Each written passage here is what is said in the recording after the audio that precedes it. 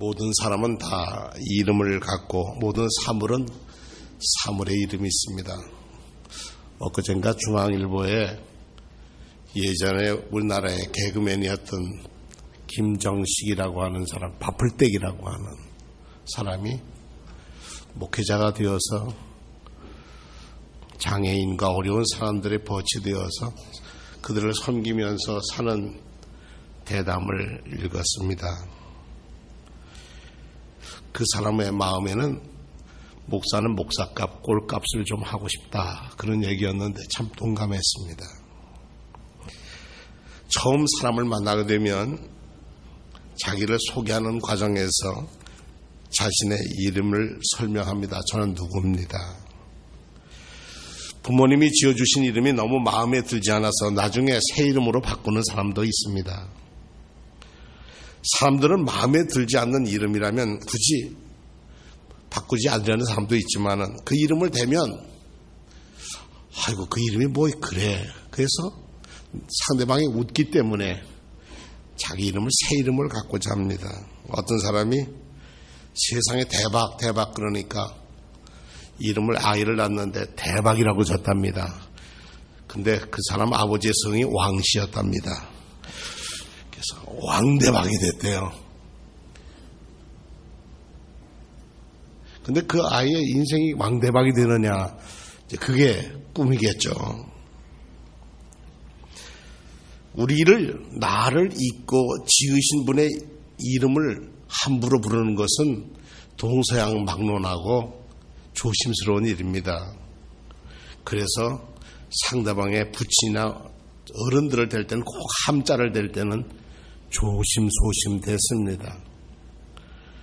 성경에서는 너희 여호와 하나님의 이름을 망령되이 일컫지 말라, 그렇게 말할 만큼 우리를 잊게 하고 우리를 이 자리에 있게 하신 그분의 이름을 욕되게 하는 것이라는 것은, 또 그분이 욕됨을 당한다는 것은 수치로 여겼습니다. 아브라함이 실수를 합니다. 자기 아내를 누이라고 해서 잘못해서 자기 아내를 뺏겨서 호라비가 될 뻔했는데 밤중에 하나님께서 꿈속에서 돌려보내라 그래서 돌려주면서 재물까지 줬어요. 그래서 그 동네 살 수가 없어서 자기 조카와 함께 네겝 사막 지역으로 길을 떠났는데, 성경에 보니까 아브라함에게는 가축과 은금이 풍부하더라. 수치당하고 망신당하고 올 때는 돈은 많이 가졌는데 망신당하고 네겝의 길을 떠나서 베델에 이르러서 베델과 아이 사이에 전에 장막을 쳤던 곳에 장막을 치고 하나님의 이름을 불렀다. 야훼 하나님의 이름을 불렀다. 창세기 13장에 써있는 말씀입니다. 뭐라고 불렀을까요? 하나님, 제가 이렇게 부끄러운 일을 당하고 여기 왔습니다. 그래도 여기까지 살아오게 해주신 것도 감사합니다. 뭐 이렇게도 할 수 있고 여러 가지 기도했지만 어쨌든 여호와의 이름을 불렀다. 성경에 이름 바꾼 사람이 여럿이 있습니다. 개명한 분들이 계시죠. 대표적인 사람이 이 아브람 내외입니다. 아브람이라는 말은 존귀한 아버지란 뜻입니다. 그리고 사레란 말은 나의 공주라고 하는 뜻입니다.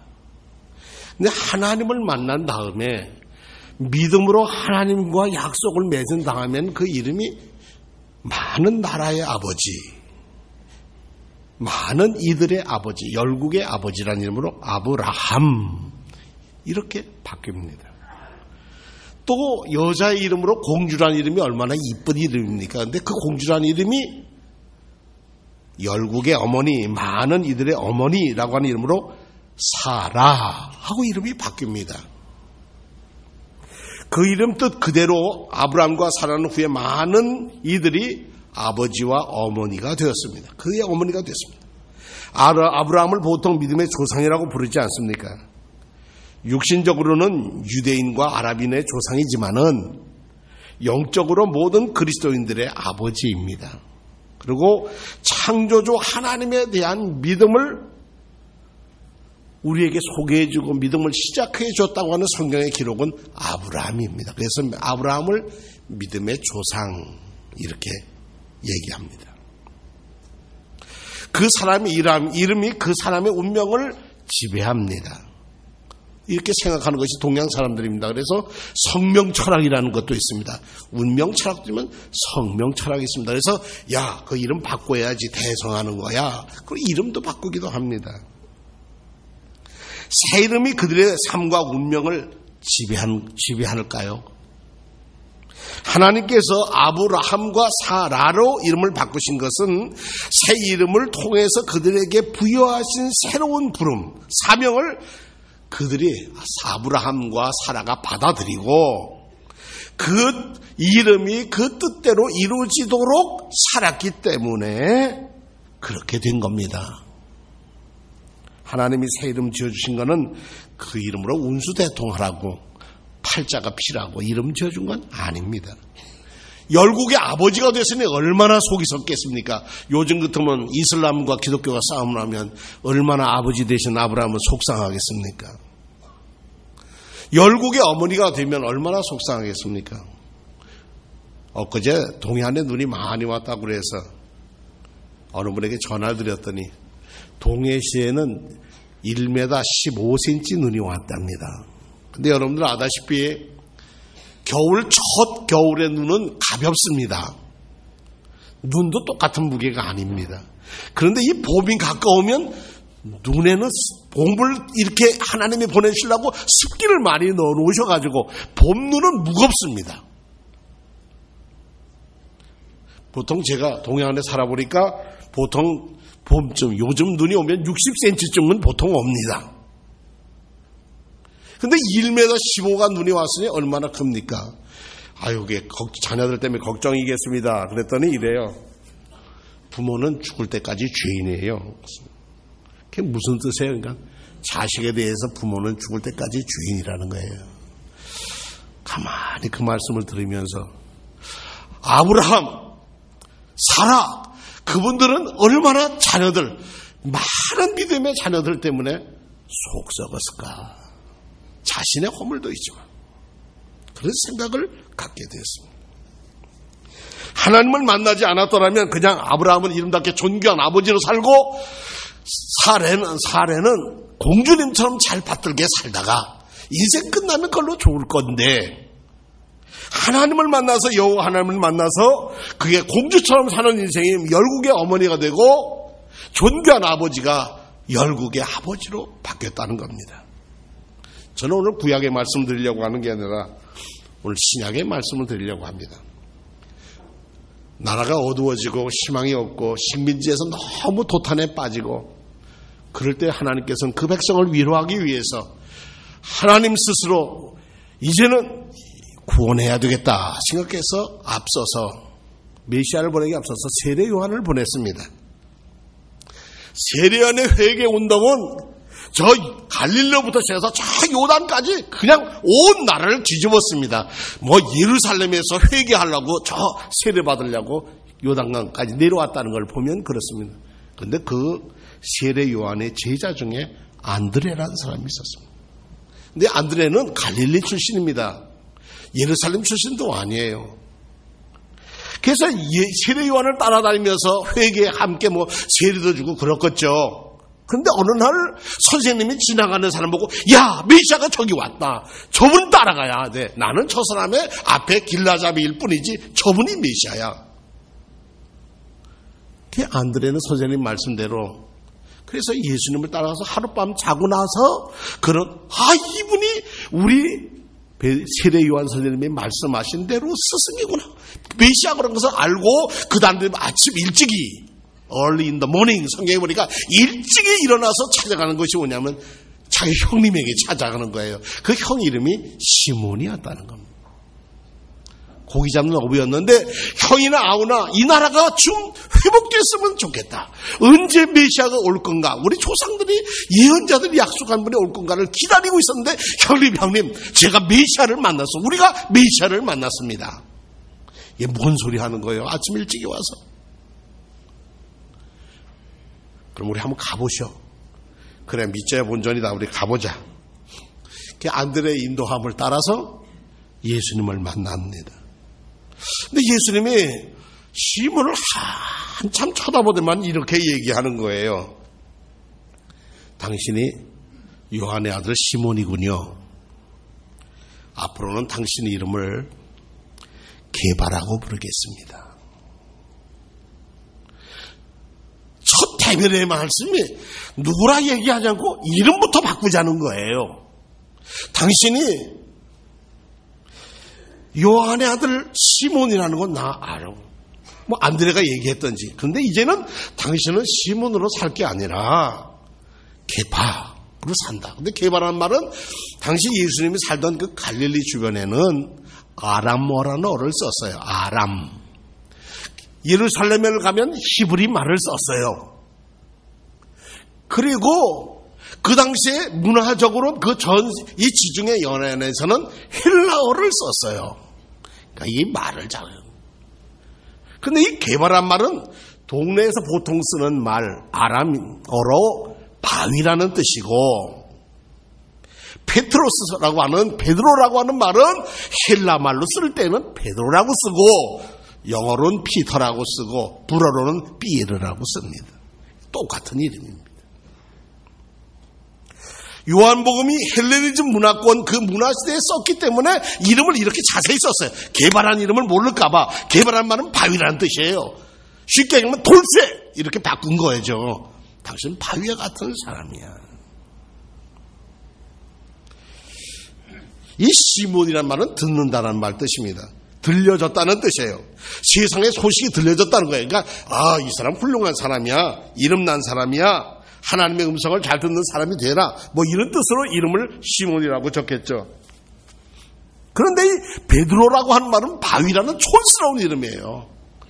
이름을 지어주려면 좀 근사하게 대성이라고 짓든지 좀 뭐 대통이라고 짓든지 이렇게 지어야 할 텐데 바위라는 이름을 지어주다니 말입니다.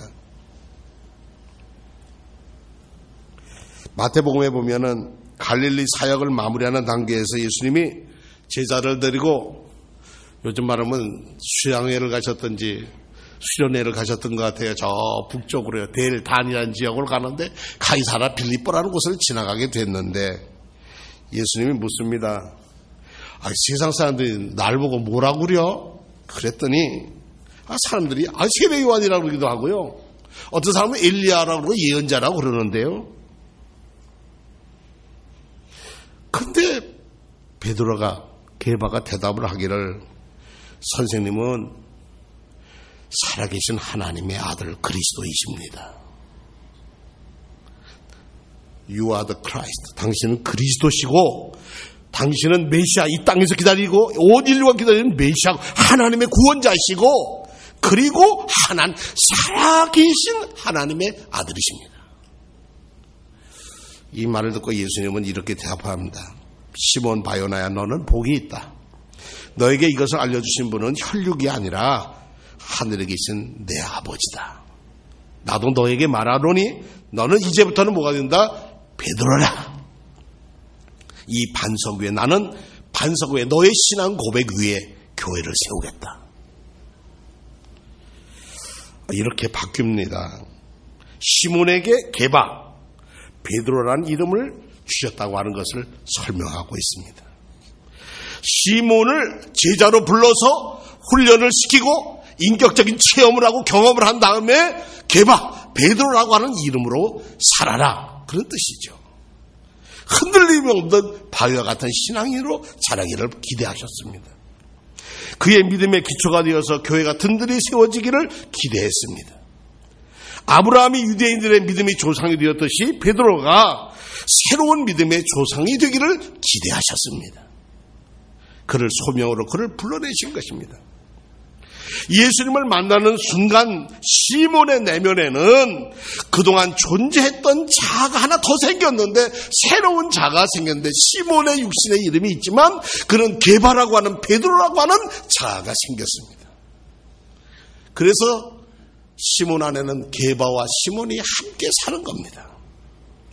이제 그는 예수님과 더불어 살면서 게바로서 살아가도록 훈련받고 부름을 받은 것입니다. 이 부름은 시몬에게만 부른 게 아니라 오늘 저와 여러분도 불러주신 줄로 믿습니다. 그래서 우리는 이 자리에 있습니다. 예수 그리스도를 인격적으로 만난 사람이라면 누구나 주어지는 부름입니다. 계명하느냐 안 하느냐가 중요한 문제가 아니라 예수님께서는 지하들 모두에게 새 이름을 주시지 않았습니다.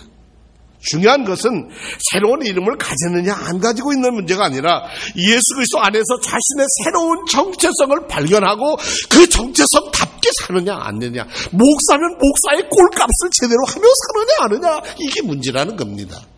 그런데 제 모습을 보면 꼴값을 못할 때가 많다는 얘기입니다.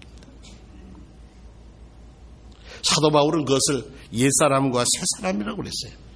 겉사람은 늙어가는데 후퇴가는데 속사람이라도 늘 새로워졌으면 좋겠는데 이게 충돌을 하는 거예요. 마음으로는 하나님의 복음대로 내가 주님 뜻대로 살려고 하는데 육신의 생활은 세상 끝을 갖다 알아가고 있는 거예요.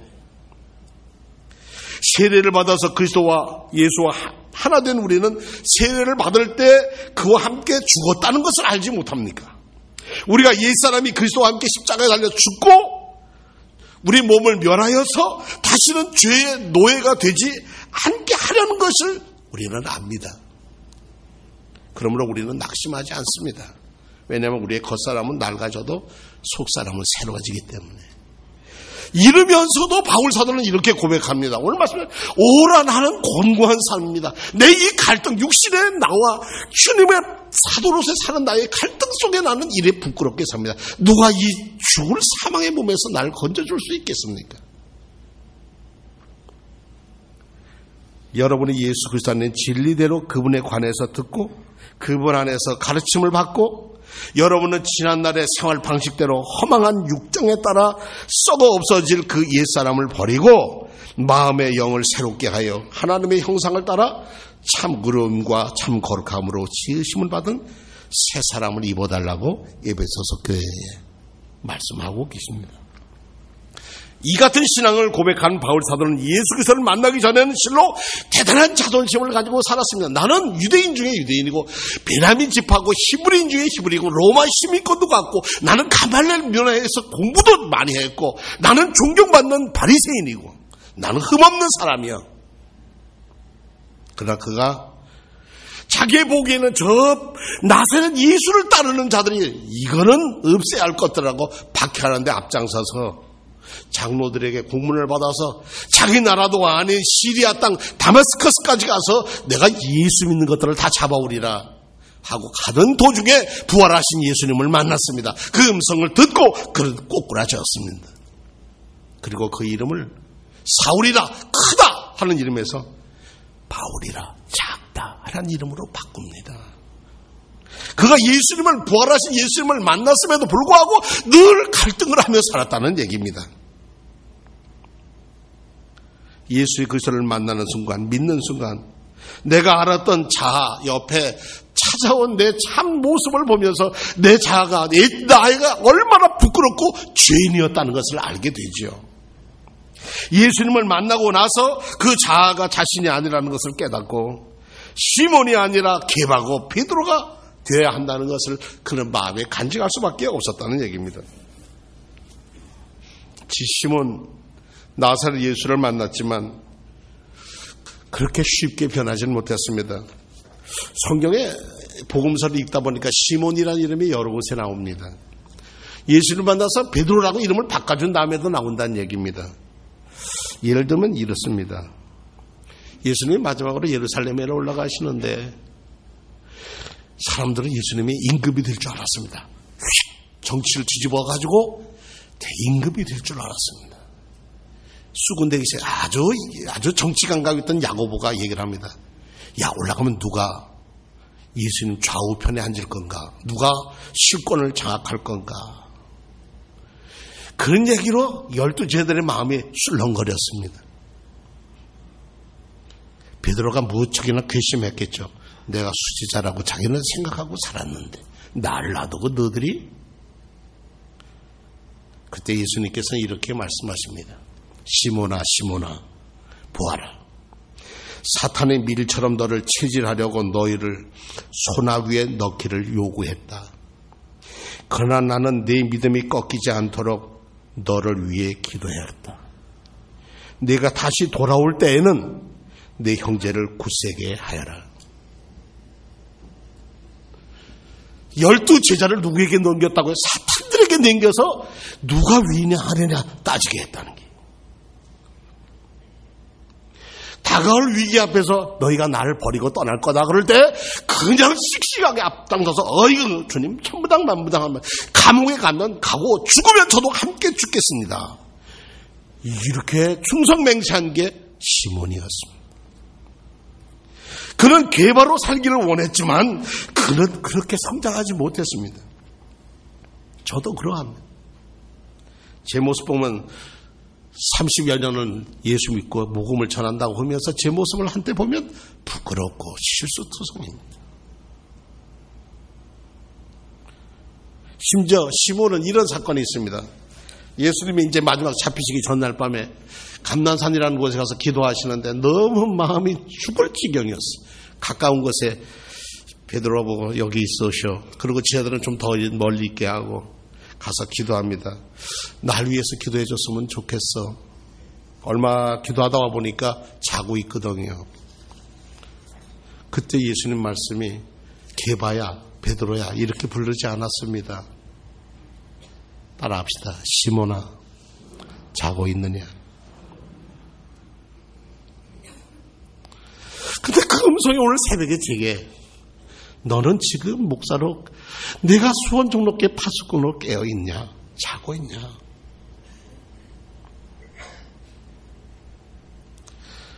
한 시간도 깨어있을 수 없더냐. 너희는 유혹에 빠지지 않도록 깨어서 기도해라. 자기가 모시는 스승이 이제 바로 잡혀가게 됐다고 예언까지 다 했는데도 그건 예수님 문제고 나는 피곤하니까 자야 되겠다. 교회가 지금 어떤 위기에 오는지는 모르는데 꼭 기도할 사람은 기도하고 잠잘 사람은 자는 거 아닐까.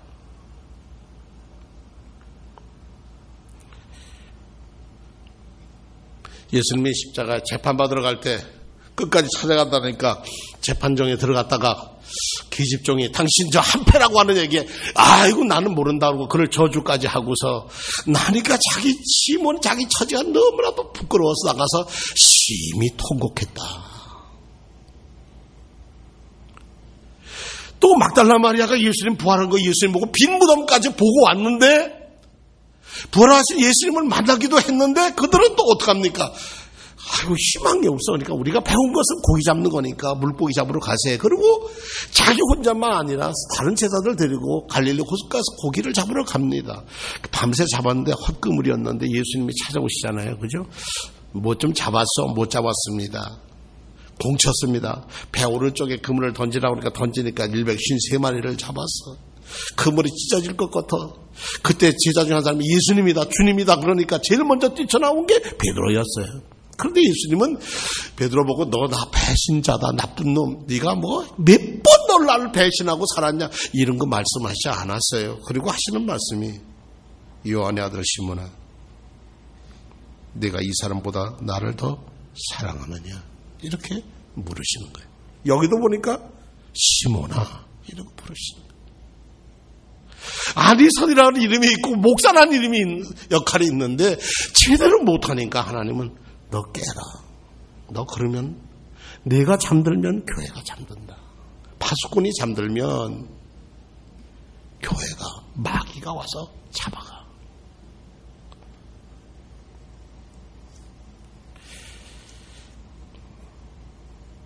여러분들이 제가 더 깨어서 기도하도록 기도해 주십시오. 제 마음은 그렇지 않은데 제 허물과 실수로서 여러분의 마음을 다치게 했거나 제 행위가 여러분들을 실족하게 한 것 있을 거예요. 그것 때문에 여러분이 교회를 사랑하는 일을 소홀히 하지 않아 하시기를 주님의 이름으로 권고합니다. 허물 많은 저는 용서하시고 또 베드로 그 위대한 베드로는 주님을 여러 번 배반하면서도 어떻게 해요? 주님을 가까이 갑니다. 심지어 요한의 아들 시몬은 날 사랑합니까? 사랑한다고 한 그가 갈라디아 지방에 갔다가 그 식사를 하는데 예루살렘에서 율법주의자들이 온다 그러니까 밥 먹다가 도망을 갔잖아요. 슬그머니 체면 때문에 피했더니 바울 사도가 괴반을 부주졌다고 써 있어요. 그러나 그 괴반은 로마에서 불타는 로마를 바라보면서 당신은 나가 살아야만 우리 교회가 산다고 성도들은 그를 나가라고 살으라고 내보내는데 어린아이의 손을 잡고 언덕을 올라가는데 주님의 음성이 듭니다. 베드로야, 네가 지금 어디로 가느냐? 그때 주님이 그 무수에 그의 베드로는 대답을 합니다. 꾸어바디스 도미네, 주님 어디로 가십니까? 주님이 가시는 길로 가야죠. 주님 말씀하는 길로 가야죠. 그때 베드로는 주의 음성은 나는 네가 버리고 가는 로마로 가려 한다. 그래서 그는 되돌아가서 로마에서 순교를 당합니다. 그리고 시몬으로 끝나지 않고 그의 삶은 베드로로 끝납니다. 저는 그렇게 제 삶도 되기를 소원합니다. 시몬 인간의 모습이 아니라 하나님의 사람으로 끝나기를 소원합니다. 그래서 그 무덤 위에 예배당을 지었더니 세계에 있는 그리스도인들이 그 예배에 참석하면서 은혜를 받는다고 하지 않습니까? 그것이 로마에 있는 베드로 대성당입니다. 갈릴리 호숫가에서 몇 번이고 깨지고 넘어지고 쓰러졌던 시몬이었지만 그가 주의 도우심으로 나날이 주님께로 가까이 갈 때 그는 베드로로 자기 일생을 마무리할 수 있었습니다. 저는 그렇게 되기를 소원합니다. 혹 여러분들도 여러분이 그리스도인이라는 장로라고 하는 권사라고 하는 집사 그 다음에 성도라고 하는 거룩한 이름, 육신의 이름과 충돌할 때 넘어지더라도 주님께로 더 가까이 가고 더 가까이 가는 은혜의 자리가 되기를 축원합니다. 사랑하는 성도 여러분, 부족한 사람 주님과 늘 함께 진실로 만나기를 소원합니다. 그리고 그분 안에서 살아가기를 원합니다. 저와 여러분 안에도 시몬과 베드로가 동거하고 있습니다. 세례받을 때, 성령 받았을 때, 성령의 기름 부음을 받을 때, 은혜 받을 때 그 은혜가 너무 감사해서 주님 뜻대로 살겠다고, 주님 은혜 가운데 살겠다고 우리가 다짐했던 그 다짐들이 지금 오늘 우리의 모습은 어떨까? 때로는 시몬이 끄는 힘이 모여서 혈기 부리고 실족하고 넘어지기도 하지만 때로는 성령께서 우리를 깨워주셔서 개바의 삶을 살도록 우리를 이끌어주시면 주님 앞에 다시 무릎 꿇고 회개하고 돌아오는 이런 역사. 그러나 기억하실 것은 그런 주님을 직접 만나 사귄 사람일수록 그가 수지자로 인정받는 사람으로서 살아간다는 것은 하나님의 자비하심에 있다는 것입니다. 이제 나는 괴로운 사람입니다. 내가 이렇게 살아도 될까? 주저앉을 때 그 주저앉는 여러분들에게 다가오셔서 요한의 아들 시몬아, 내가 날 사랑하느냐? 다시 우리에게 주님의 음성 들려주실 줄로 믿습니다. 이 시간에 저와 여러분들에게 여러분의 이름을 불러주시면서 네가 날 사랑하냐? 그러면 너도 사랑하며 살아라. 내 양을 먹이라. 내 양을 치라 하시던 음성을 재확인합시다. 때로 우리가 탄식하고 넘어질 때 내가 예수를 믿는다고 한 지가 벌써 몇십 년인데 아직도 옛 구습을 버리지 못하고 살아가는 사람들에게 상처만 주고 살아간다면 내가 내 자신을 보아도 참 싫은데 그렇게 주님 앞에 나아가고 무릎을 꿇으면 우리 주님은 부족한 우리들을 다시 세워서 내 고백 위에 내가 고백했던 주는 그리스도이십니다. 하나님은 살아계신 하나님의 아들이십니다. 고백하는 그 고백 위에 다시 세워주실 줄로 믿습니다. 기도하십시오.